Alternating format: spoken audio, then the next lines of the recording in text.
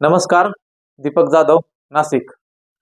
एक 4 दिवसापूर्वी एक प्रसंग पाहिला मी. तर त्यामध्ये काही मुलं नाश्ता करत होती. ती साधारण 1ली ते 7वीच्या वर्गातील असणार ती मुलं.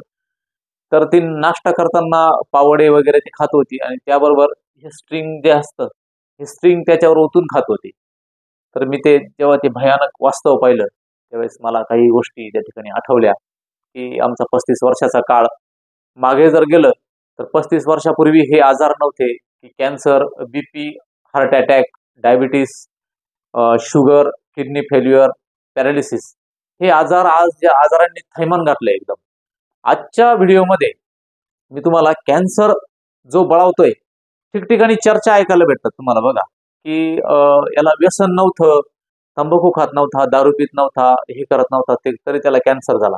ह्या गोष्टी जेव्हा आपण कानावर ऐकतो, तर त्या नेमकी आपली त्याच्यात चूक होते कुठे, की हे आजार वाढले. तर बघा, आज आपण जाणून घेऊया, की कॅन्सर होतो कसा आणि कॅन्सर हा अशा काही चुका आहे आपल्या, तर त्या चुकांमुळे कदाचित कॅन्सर वाढतो, हार्ट फेल्युअर वाढतो, बीपी वाढतो, हार्ट अटॅक वाढतात, अनेक आजार त्या ठिकाणी वाढतात.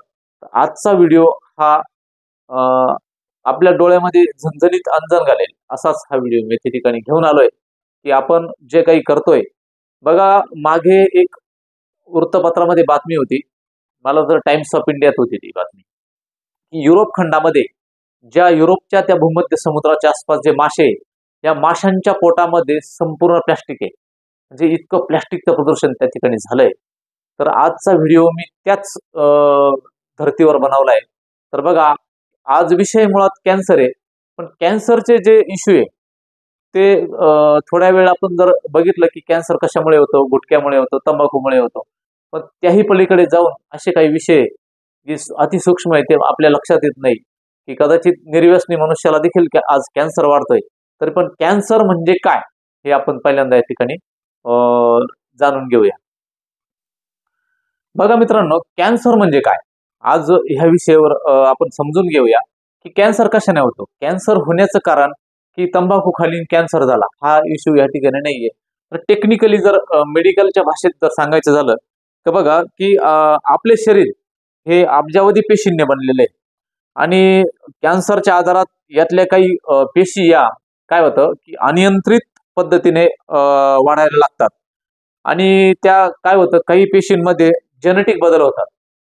आता काय होतं, की आणि तेच कारण म्हणजे कॅन्सरला कारणीभूत ठरतं त्या ठिकाणी. बघा, आता मानवी शरीरात जवळपास 200 प्रकारचे सेल्स असतात, म्हणजे पेशी आहे. 200 प्रकारच्या वेगवेगळ्या पेशी त्या ठिकाणी असतात आणि शरीरातली वेगवेगळी इंद्रिय आणि अवयव त्या पेशींनी बनलेले आहेत. आपले हे इंद्रिय आहे ते वेगवेगळ्या न्यूरॉन्स मेंदूमध्ये वेगळ्या पेशी असतात. मज्जातंतूमध्ये याच्यात वेगळ्या पेशी असतात, किडनीमध्ये म्हणजे प्रत्येक याच्यामध्ये वेगवेगळ्या पेशी त्या ठिकाणी असतात. आणि बघा, अ, त्या पेशींना मिळालेल्या सूचनेनुसार म्हणजे काय होतं, की त्या डीएनए नुसार काम करतात. डीएनए त्यांना जसा आदेश देईल त्यानुसार त्या काम करत असतात. आणि त्याच्यामध्ये रोज नवीन पेशी त्या ठिकाणी तयार होतात. आपण जसं म्हणतो, की मेंदूमध्ये न्यूरॉन्स रोज तयार होतात. अ, तर ते काय होतं, त्याच्या केंद्रकामध्ये या डीएनएची कॉपी होते आणि कधी-कधी ही डीएनएची कॉपी योग्य पद्धतीने होत नाही. म्हणजे रोज ही क्रिया घडत असते. परंतु त्या डीएनएची कॉपी योग्य पद्धतीने त्या ठिकाणी होत नाही आणि मग काय होतं, की मग ती खराब झालेली पेशी चुकीच्या निर्देशानुसार त्या ठिकाणी काम करते आणि मग अशा पेशींची संख्या नियंत्रणाबाहेर गेली, की त्या ठिकाणी गाठ तयार होते. बघा, आपण म्हणतो गाठ झाली माझ्या शरीरामध्ये. परंतु सगळ्याच गाठी ह्या काही कॅन्सरच्या नसतात. आणि मग त्या ठिकाणीची गाठ गाठ जी तयार झाली, तर सामान्य स्वरूपात तो ट्यूमर म्हणजे गाठ त्या ठिकाणी आणि ज्याच्यात फरक असतो, तो फरकही आपण त्या ठिकाणी बघूया, की आपल्या शरीरात अनेक प्रकारचे ट्यूमर तयार होऊ लागतात. गाठी, चरबीच्या गाठी असतात, तसं कॅन्सरच्या देखील तशा चरबीच्या देखील गाठी असतात. त्यामुळे घाबरून जाण्याचं त्या ठिकाणी कारण नसतं. परंतु कॅन्सर का होतो? ज्या ठिकाणी अनियंत्रित एखाद्या पेशीची वाढ होते, त्या ठिकाणी डीएनए हा चुकीच्या पद्धतीनं वर्किंग करतो. त्या ठिकाणी कॅन्सरची वाढ होताना त्या ठिकाणी आपल्याला दिसतो. आता ज्या पेशी डीएनए नुसार काम करत नाही, त्या अनियंत्रित पद्धतीने वाढतात. त्यालाच कॅन्सर म्हणून ओळखलं जातात.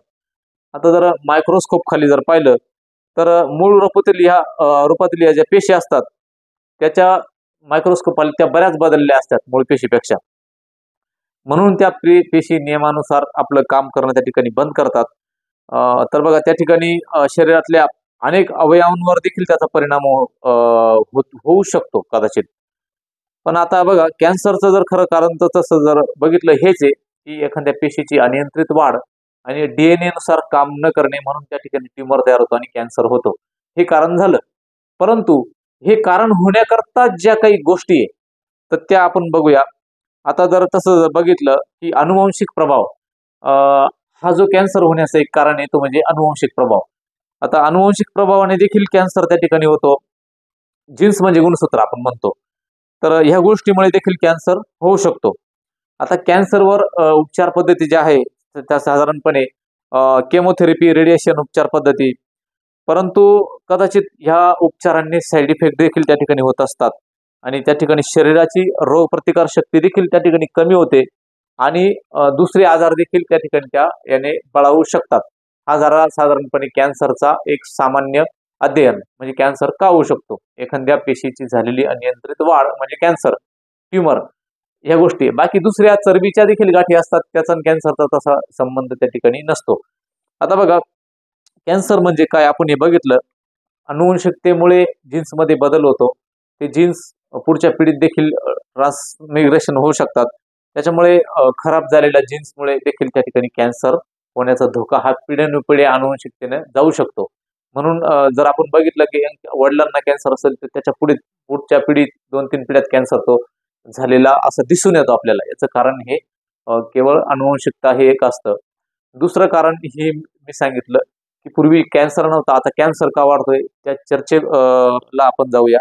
बघा आता तंबाखू, तसं जर बघितलं की तंबाखू आणि तंबाखूजन्य पदार्थ त्याच्यामध्ये मग खैनी, जर्दा, सिगारेट, मिश्री, बिडी, चरस, अफू, गांजा, हे जे पदार्थ आहे हे तंबाखूजन्य पदार्थ खाल्यामुळे कॅन्सर होण्याचे चान्सेस 80% असतात.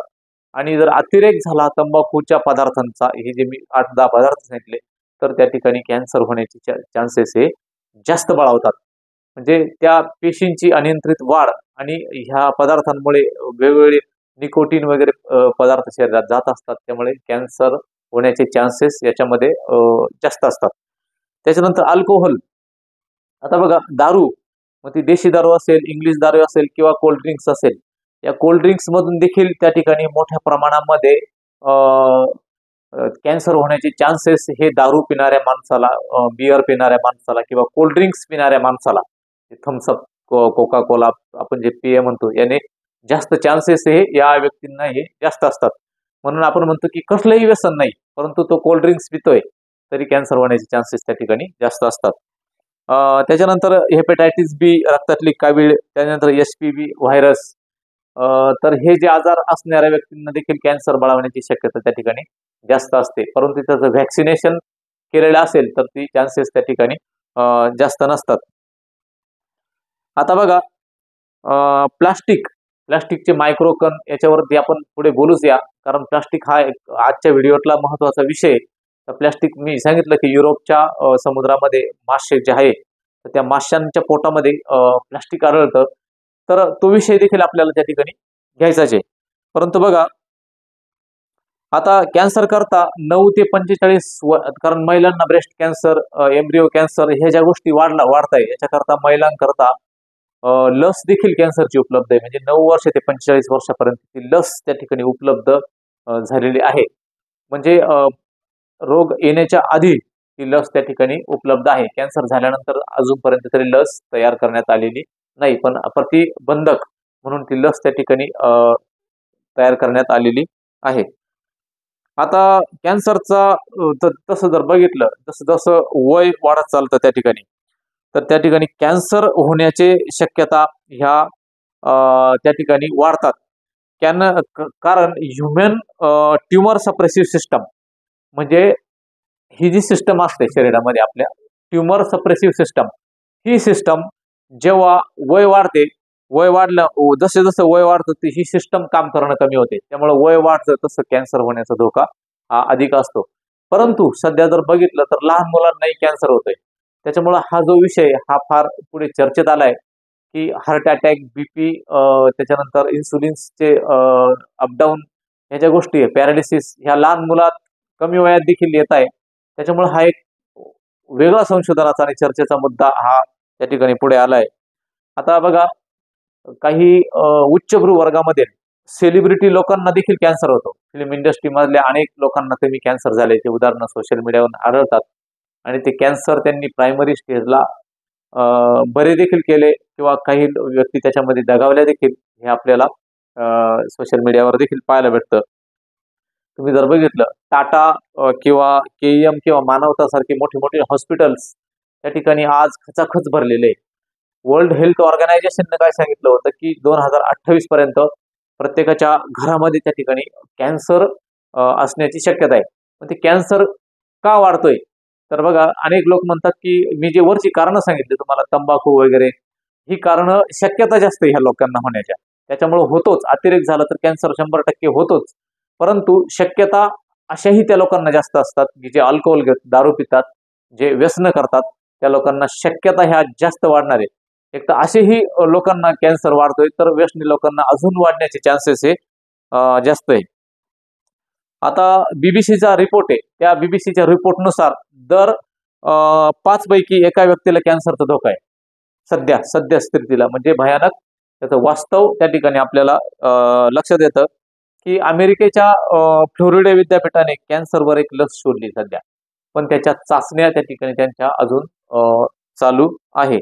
म्हणजे साधारणपणे तुम्ही बघितलं असेल, की कॅन्सर कशाप्रमाणे कशा पद्धतीने वर्किंग करतं, कॅन्सर का होतो, म्हणजे जिनोम सिक्वेन्सिंग जे सांगितली हा याच्यावाली मी तुम्हाला, की त्या पद्धतीने कॅन्सरची वाढ डीएनएच्या याच्यामध्ये जर बिघाड झाला, म्हणजे एखादी पेशीची अनियंत्रित वाढ म्हणजे कॅन्सर.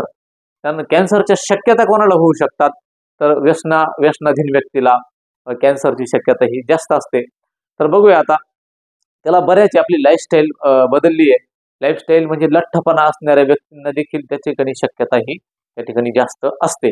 म्हणून आजचे जे पुढचा जो आपण भाग घेणार आहे, तर त्याच्यामध्ये आता प्लास्टिक चा वापर, म्हणजे प्लास्टिक, मायक्रोप्लास्टिक. बघा, आज प्लास्टिकचं जग आहे, सगळ्या वस्तू ह्या प्लास्टिकच्या आपल्याला दिसून येतात. तर प्लास्टिक विषयी जर सांगितलं, तर प्लास्टिक हे हजारो वर्ष सडत नाही, म्हणजे कुजण्याची प्रक्रिया नसते. मात्र प्लास्टिकचं काय होतं, की एक प्लास्टिक जर मोकळ्या जागी जर पडेल असलं, तर त्याच्या उन्हानं त्याचे विघटन होतं, तुकडे होतात. एकाचे 2, 2चे 4, 4चे 10, 10चे 1000, 1000चे लाख, इतके मायक्रॉन सूक्ष्म तुकडे होतात. आणि एक वेळ अशी येते, की मातीतून देखील ते डिझॉल्व्ह पाण्यात होऊ शकतात. इतके मायक्रोन पार्टिकल्स मध्ये मातीतून सहज आरपार होऊ शकतात. इतके पार्टिकल्स विहिरीच्या पाण्यात, बोरच्या पाण्यात, समुद्रात, नद्यात जाऊन माशांच्या पोटामध्ये, युरोप खंडामध्ये, समुद्राच्या पाण्यामध्ये प्लास्टिक आढळले. म्हणजे प्लास्टिक प्रदूषण किती घातक आहे आपल्या याच्याकरता, याच्यावरून ते लक्षात येतं. आज जो विषय मी प्लास्टिकचा घेणार आहे, तर बघा, तुम्ही जे चहाचे कप त्या ठिकाणी वापरतात, तर त्या चहाच्या कपावरती देखील आज मी त्या ठिकाणी बोलणार आहे. साधारणपणे बघा, एक तर आजचा विषय चहाचा जरी नसला, तरी चहाने देखील बरेचसे त्रास त्या ठिकाणी होतात. म्हणजे घाबरणे, BP, acidity, blood pressure, ulcer, dehydration आणि हाडकं कमजोर होणे आणि झोप न लागणे, हे चहापासून होणारे सामान्यपणे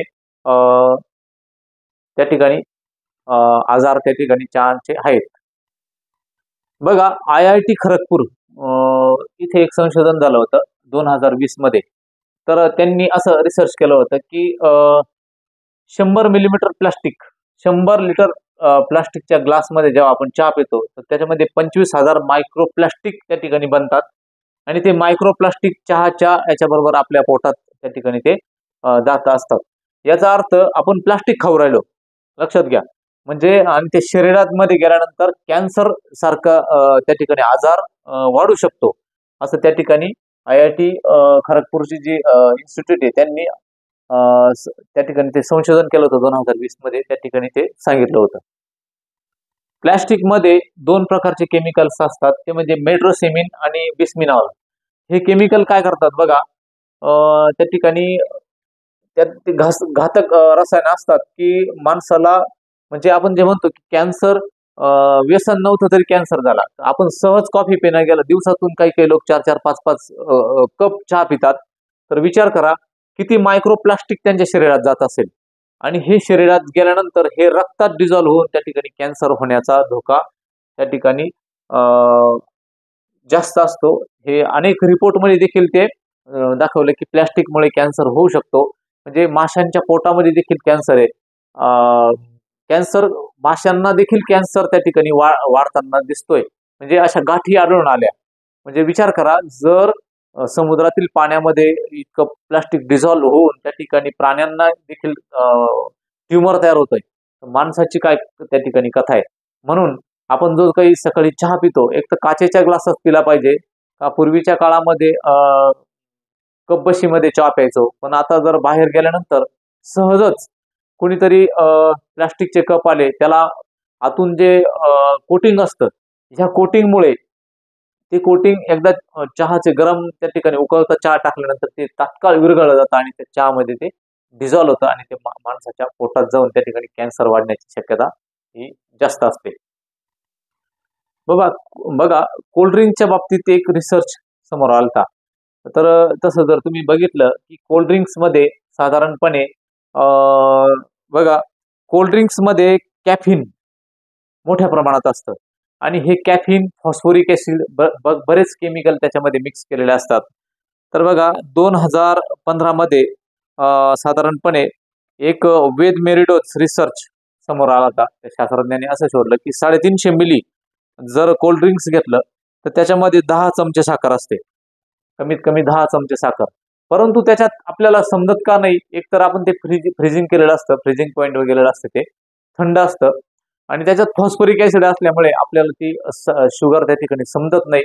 पण विचार करा त्या ठिकाणी किती डायबिटीसला आमंत्रण असू शकते. कदाचित बघा टॉयलेट क्लीनर देखील त्याला म्हटलंय. टॉयलेट त्यात फॉस्फोरिक ऍसिड असल्यामुळे तुम्ही बघा जर थम्सअपची बाटली आणा आणि टॉयलेटमध्ये तुम्ही ती टाका आणि स्वच्छ करा, एकदम स्वच्छ निघतं. कारण त्यात ऑलरेडी फॉस्फोरिक ऍसिडच त्या ठिकाणी असतं. त्यामुळे ते त्या ठिकाणी ते काम करणार आहे. आता जेव्हा तुम्ही कोल्ड्रिंक्स पिता तर पिल्यानंतर 20 मिनिटांनी काय होतं, जेव्हा कुठलेही कोल्ड्रिंक्स घ्या, कोको कोला घ्या, पेप्सी घ्या किंवा लिम्का घ्या, मिरिंडा कुठलेही घ्या, पिल्यानंतर काय होतं की ब्लड शुगर वाढते आपली. अचानक इतकी शुगर वाढते म्हणजे चांगल्या एक तर डायबिटीसची व्यक्तींची वाढतेच.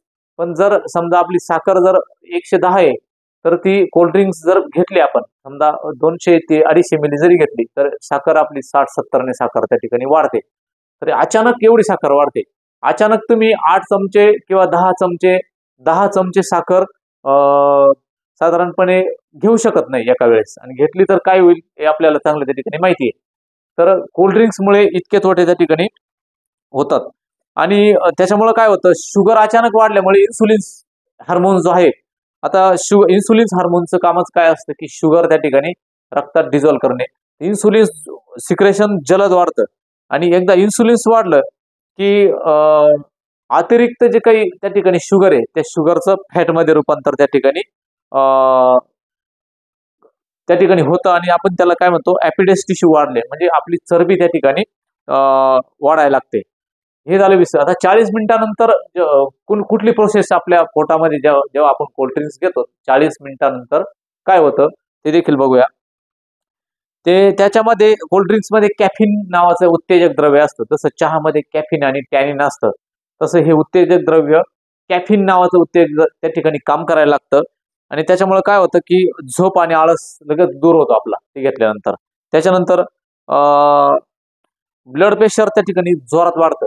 हार्टबीट त्या ठिकाणी जर तुम्ही जास्त प्रमाणात जर घेतलं तर ब्लड प्रेशर त्या ठिकाणी जे नॉर्मल असतं ते वाढतं. आपल्याला काय वाटतं, थकवा येतो. म्हणजे आपल्याला वाटतं की अरे कोल्ड्रिंक घेतल्यामुळे आता बरं वाटलं बरं का आपल्याला, पण ऑलरेडी त्याने वेगळ्या पद्धतीनं काम केलेलं असतं. त्यानंतर 45 मिनिटांनी काय होतं की डोपामाइन नावाचा हार्मोन्स त्या ठिकाणी शरीरात तयार होतो. आता डोपामाइन जेव्हा हार्मोन्स तयार होतो तर तेव्हा आपला दिमाग एकदम तेज चालतो. आपण बघा कोल्ड्रिंक्स घेतलं की आपल्याला काय वाटतं, तरतरी येते. म्हणजे डोपामाइन त्या ठिकाणी रिलीज होतं आणि आपल्याला तरतरी वाटते म्हणजे बरं वाटतं. पण बरं वाटतं त्याच्यानंतर परत मात्र त्या ठिकाणी कोल्ड्रिंक्स पिण्याची इच्छा आपल्याला तयार होते.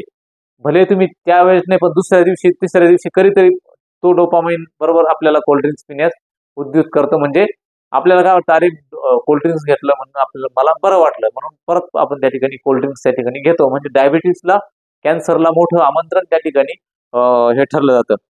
आता 60 मिनिटानंतर काय होतं, कोल्ड्रिंक्स घेतल्यानंतर 60 मिनिटानंतर काय होतं, की कदाचित बघा त्याच्यातलं फॉस्फरिक ऍसिड काम करायला लागतं.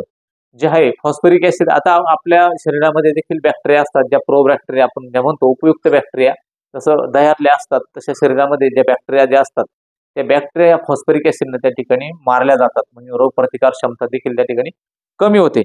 आता जरी ते फूड ग्रेडचं फॉस्फरिक ऍसिड असेल तर शेवटी ते ऍसिडच असतं. त्याच्यामुळे कॅल्शियम, मॅग्नेशियम, झिंक आणि ते हाड्यापर्यंत पोहोचू देत नाही फॉस्फरिक ऍसिड. त्याच्यामुळे बघा काय होतं, की जर कोल्ड्रिंक जास्त पित असेल तर त्या व्यक्तींना थकवा जाणवतो, त्यानंतर हाडे दुखतात. ह्या समस्या पण त्याला समजत नाही कशामुळे काय होतं. हे कोल्ड्रिंकचेच सगळे त्या ठिकाणी दुष्परिणाम असतात. आता एक 2016 मध्ये जे स्वास्थ्य मंत्रालय ड्रग्स आणि तकनिकी सल्लागार बोर्ड म्हणतात त्याला, तर त्यांनी त्याच्यामध्ये एक रिपोर्ट त्या ठिकाणी टाकला होता. त्या रिपोर्टमध्ये त्यांनी सांगितलं होतं की त्याच्यामध्ये लीड, क्रोमियम, कॅडमियम, डायपेन्थोएट हे घटक आढळले. म्हणजे हेवी मेटल्स आपण जे म्हणतो, कॅन्सर कार्सिनोजेनिक जे मेटल्स ते त्या ठिकाणी आढळले होते त्यांना. आता बघा कलकत्ता नॅशनल टेस्ट हाऊस यांनी त्यात जे आहे, कलकत्ता नॅशनल टेस्ट हाऊस यांनी त्याच्यामध्ये जहरीले पदार्थ सापडले त्यांना त्या लॅबला. तर बघा एक सांगतो तुम्हाला की भारतीय संसद भवन जे आहे, म्हणजे पार्लिमेंट भवन, त्याच्यामध्ये आमदार, खासदार सगळेच लोक असतात, राज्यसभा, विधानसभेत. तर याच्यामध्ये जे कॅन्टीन आहे, त्या कॅन्टीन मध्ये ह्या कोल्ड्रिंक्सवर बंदी घातलेली, कारण ते धोकादायक आहे. तसं जर विचार केलं तर मंत्री त्याच्या सगळे त्यांच्या आरोग्याची काळजी करतात, इकडे मात्र जनता मात्र ते जोरात त्या ठिकाणी कार्यक्रम आपला त्या ठिकाणी चालू असतो. आपण कुठल्याही शाकाहारी माणूस असू द्या, मांसाहारी माणूस असू द्या, किंवा लहान थोर मोठे सगळेच व्यक्ती त्या ठिकाणी कोल्ड्रिंक्स आपल्याला पिताना आढळतात. कोल्ड्रिंक्सचे एवढे घातक परिणाम त्या ठिकाणी वेगवेगळ्या इन्स्टिट्यूटने त्या ठिकाणी आपल्याला दिलेले. आता कलकत्ता नॅशनल टेस्ट जी संस्था आहे, हाऊस, यांनी त्याच्यात घातक केमिकल्स त्या ठिकाणी मागे सापडले होते. बघा काही कीटकनाशक त्याच्यामध्ये चे अंश त्या ठिकाणी सापडले होते. आणि Harvard youth of public health त्यांनी असं सांगितलं की कोल्ड्रिंक्समुळे मोठापा वाढतो, म्हणजे चरबी वाढते, असं त्या ठिकाणी त्यांच्या संशोधनात त्यांना आलं होतं. आणि दरवर्षी 2 लाख लोक या इश्यूमुळे मृत्युमुखी त्या ठिकाणी पडतात, असं त्यांच्या याच्यात त्यांनी सांगितलं. आणि डायबिटीस, कॅन्सर आणि स्थूलपणा वाढणे हे आजार, डायबिटीसला सगळ्यात मोठं आमंत्रण म्हणजे कोल्ड्रिंक्स. त्या लक्षात ते येत नाही. नाहीतर बघा फक्त अनफ्रीज झालेलं, म्हणजे जे फ्रीजमध्ये न ठेवलेलं एखादा कोका कोला किंवा थम्सअप तुम्ही पिया, म्हणजे पिऊन दाखवा, तुम्ही पिऊच शकत नाही ते, कारण ते एवढं घातक असतं पिण्याला. तर तुमच्या पोटात जळजळ सुरू होते, किंवा वेगळं तुम्हाला वांती देखील त्या ठिकाणी वॉमिटिंग होऊ शकते. तुम्ही असं पिऊ शकत, थंड असल्यामुळे तुम्ही पिता, नाही तर ते पिऊ शकत नाही, कारण ते सेम टॉयलेट क्लिनरचा त्या ठिकाणी वास त्या ठिकाणी येतो आणि ते काम तसं त्या ठिकाणी ते करतं. त्याच्यामुळे अतिशय घातक असे परिणाम हे कोल्ड्रिंकचे त्या ठिकाणी आहे. तर बघा मित्रांनो, की काही मुलं मला मी ते पहिल्यांदाच सांगितलं की काही मुलं हे जे स्ट्रिंग वगैरे येतं, हे स्ट्रिंग पावडे किंवा सँडविच मध्ये ओतून घेताना आणि खाताना मी पाहिले. आता काय होतं की याच्यामध्ये कॅफिन असतं. आता हे कॅफिन काय करतं, की कॅफिन जर अति झालं तर ते हार्टबीट वाढतं. हार्टबीट काही वेळेस अटॅक देखील त्या ठिकाणी येऊ शकतो. आणि त्याच्यामध्ये 70 mg एवढं कॅफिन असतं एका बॅटलीमध्ये, ही जी छोटी बॉटल असते. आणि त्याच्यावरती डायरेक्ट कंपनीनं सांगितलं बघ की ती चिल्ड्रन आणि प्रेग्नेंट वुमन यांना कॅफिन हे धोकादायक आहे, त्याच्यावर सांगितलेले ऑलरेडी. परंतु असे जे रेड बुल वगैरे असतील, अजून काही हे जे टॉनिक बनवले, तर हे त्याच्यामध्ये कॅफिन इतक्या मोठ्या प्रमाणात असतं की मुलांचं त्या ठिकाणी 115 पर्यंत हार्टबीट त्या ठिकाणी, ब्लड प्रेशर त्या ठिकाणी वाढतं. आणि एवढं वाढल्यानंतर कदाचित मृत्यूच्या घटना देखील झालेल्या आहेत. आणि दुसरं एक सांगतो मुलांना, आपले मुलं शाळेत जातात, काय करतात त्यांच्यावरती लक्ष नक्कीच असू द्या. कारण बघा याच्यामधून भविष्यामध्ये अल्कोहोलचं प्रमाण देखील असतं, कॅफिनचं प्रमाण देखील असतं. याच्यामुळे दारूचे व्यसन लागण्याची शक्यता असते. मेंदूला आपण जशी सवय लावू, समजा निकोटीनची सवय जर लावली, मग ती तंबाखू, सिगारेट, बिडी, गुटखा, चरस, गांजा, भांग या सगळ्या गोष्टी याच्यातून निकोटीन भेटतं. एक निकोटीनची सवय लागल्यानंतर एक ठराविक तासानंतर शरीर एक हार्मोन सिक्रेट करतं मेंदू, की आपल्याला आठवण होते की आपण त्या तंबाखू खाली पाहिजे, म्हणजे हार्मोन्स आपल्याला आठवण देतो. तशीच सवय जर लहान मुलांना कदाचित जर ह्या कोल्ड्रिंक्सची लागली, तर याच्यातून मोठ्या प्रमाणामध्ये हार्टबीट वाढून हार्ट अटॅकचा धोका लहान मुलांमध्ये हार्ट अटॅक वाढता येतं. त्याचे कारण कुठेतरी इथे जाऊन ते मिळतात. हा एक मुद्दा आहे त्या ठिकाणी. त्याच्यानंतर बघा, कोल्ड्रिंक्समुळे कदाचित कॅन्सर मोठ्या प्रमाणात वाढण्याची शक्यता, कॅन्सर आणि शुगर, म्हणजे त्याच्यात प्रिझर्वेटिव्हच तसे टाकलेले असतात. म्हणून आपल्या मुलांची काळजी घ्या. आणि कुणीही मला वाटतं फळांचे रस प्या. आपण शेतकरी असल्यामुळे विविध फळे असतात. उन्हाळ्यामध्ये उसाचा रस, ताज्या उसाचा रस तुम्ही पिऊ शकतात. त्या ठिकाणी वेगवेगळा चिक्कूचा रस, वेगवेगळ्या फळांचे रस त्या ठिकाणी भेटतात. ते फळांचे रस देखील ताजे रस त्या ठिकाणी, अननसाचा रस असतो ते घ्या. म्हणजे हे अतिशय त्याच्यातून शेतकऱ्याला देखील आर्थिक सुबत्ता येईल आणि तुम्हाला घातक अशा केमिकल पासून तुम्ही त्या ठिकाणी दूर राहाल. म्हणजे कदाचित लहान मुलांना कदाचित याच्यामुळे अल्कोहोलची सवय लागते, दारू पिण्याची, बिअर पिण्याची सवय लागेल किंवा ते दारू देखील पिऊ शकतात. याचं हे कारण मोठं आहे. त्यामुळे लक्षात घ्या की असे घातक हे कोल्ड्रिंक्स त्याच्यामध्ये सगळे झाले, म्हणजे लिम्का, मिरिंडा, पेप्सी, थम्सअप काय असतील ते सगळे कोल्ड्रिंक्स हे शरीराला अतिशय घातक त्या ठिकाणी असतात. आजच्या व्हिडिओमध्ये तिसरा विषय म्हणजे टॅफ्लॉनचे भांडे, म्हणजे आपण त्याला काय म्हणतो की नॉनस्टिकचे भांडे जे म्हणतो. नॉनस्टिकची भांडी आता सध्या खूप फॅड आहे आणि त्याचं भारतीय बाजारामध्ये खूप मोठ्या प्रमाणात मार्केट आहे. बघा, आठवा 30-40 वर्षाचा काळ, त्या काळामध्ये प्रत्येकाच्या घरामध्ये तांब्या पितळीची भांडी होती, मातीची भांडी होती, त्याच्यात अन्न शिजवलं जायचं, म्हणून हे आजार नव्हते. नंतरच्या काळात अल्युमिनियमची भांडी वापरायला लागले, स्टीलची भांडी वापरायला लागले आणि अन्य भांडे त्या ठिकाणी वापरायला लागले. आणि त्याच्यानंतर आता कमी तेल लागतं म्हणून कदाचित नॉनस्टिकची भांडी वापरण्याचं फॅड त्या ठिकाणी तयार झालंय. आता ही नॉनस्टिकची भांडीमध्ये काय असतं आणि त्याचे दुष्परिणाम काय होऊ शकतात? बघा, त्याच्यामध्ये पॉलिटेट्राफ्लोरोइथेनिल नावाचं टॅफ्लॉन त्याला म्हणतात, हे केमिकल्स त्या ठिकाणी असतं. प्लास्टिकचंच एक बॉन्डिंग असतं ते. तर आता याच्यामध्ये बघा, नॉनस्टिकच्या भांड्यामध्ये PFOA असते, हे विविध आरोग्य समस्याशी जोडलेलं आहे तसा विचार केला तर. त्याच्यामुळे काय होऊ शकतं? थायरॉइडचे विकार, मूत्रपिंड आणि यकृत रोग, स्तन प्रोटेस्ट आणि गर्भाशयाच्या कर्करोगासाठी जबाबदार त्या ठिकाणी रिपोर्टमध्ये त्या ठिकाणी तुम्ही स्क्रीनवरती तो एक व्हिडिओ आहे, तो देखील त्या ठिकाणी पाहू शकता. परंतु बघा, हे आरोग्यासाठी विषारी कसं आहे? आता हे जे पॉलिटेट्रा फ्लोरोइथेनिल म्हणजे टॅफ्लॉन, हे टॅफ्लॉनची कोटिंग मोटार गाड्या ज्या असतात, ज्या टॉपच्या मॉडेल असतात, त्या मोटार गाड्यांवरती या टॅफ्लॉनची त्या ठिकाणी कोटिंग केलेली असते आणि ही कोटिंग अतिशय हार्ड असते. ती उन्हापासून, पावसापासून संरक्षण करते, गाडी गंजत नाही त्या ठिकाणी. तर बघा, तर ही कोटिंग ह्या अल्युमिनियमच्या लोखंडाच्या भांड्यांवर याची कोटिंग करतात, त्याला नॉनस्टिकची भांडी म्हणतात. आता ही नॉनस्टिक, त्याच्यामध्ये जर तेल टाकलं तर कमी तेलात भाजी शिजते, सगळ्या गोष्टी झाल्या. परंतु बघा, याचे दुष्परिणाम पण तेवढे घातक दिसून यायला लागले.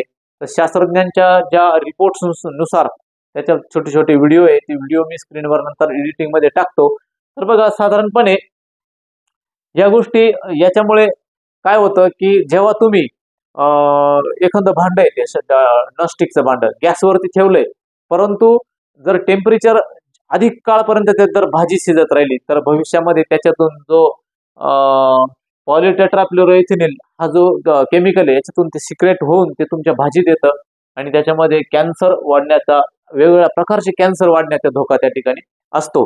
म्हणून लक्षात घ्या की आपण जे काही हे जे भांड वापरतो घरामध्ये, हे किती धोकेदायक आहे. हे भांड कुठपर्यंत ठीक असतं? जोपर्यंत त्याचं टॅफ्लॉन निघत नाही.